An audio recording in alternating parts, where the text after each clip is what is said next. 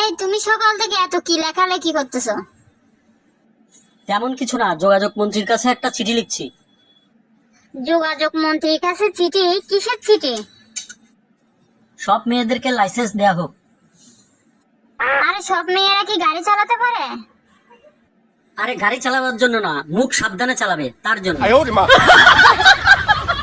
না, পাশের বাড়ির ভাবি মনে হয় আমার প্রেমে পড়েছে। ও তাই নাকি? কেমনে বুঝলা? আমাকে যখনই দেখে উনি মুচকি মুচকি হাসে।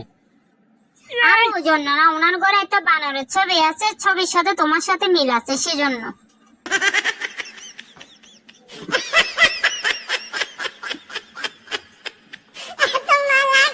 এই পাশের বাসার ভাবি না পাগল হয়ে গেছে, উদ্ভট সব কথাবার্তা বলে।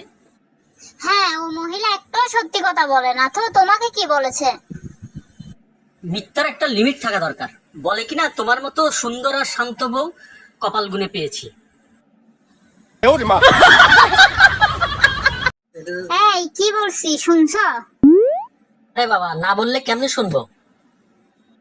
আমার মোবাইলের নেট অনেক স্লো কাজ করতেছে, কিছু একটা করো তো। একটা কাজ করো, তোমার মুখের সাথে কানেক্ট করে নাও, তোমার মুখের মতো স্পিড বেড়ে যাবে।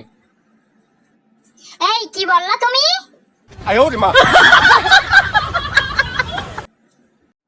এই শোনো না, একটা ভুল হয়ে গেছে, চলো তাড়াতাড়ি বাসায় যাই। দিন পর ঘুরতে আসলাম, আবার বাসায় কেন? কি হয়েছে? আরে বলো না, আজকে সকালে বাসা থেকে বের হওয়ার সময় গ্যাসের চুলা বন্ধ করি নাই, যদি আগুন লেগে যায়। আরে সমস্যা নেই, আমিও একটা ভুল করে আসছি। সমস্যা নাই মানে? তুমি আবার কি ভুল করে আসলা?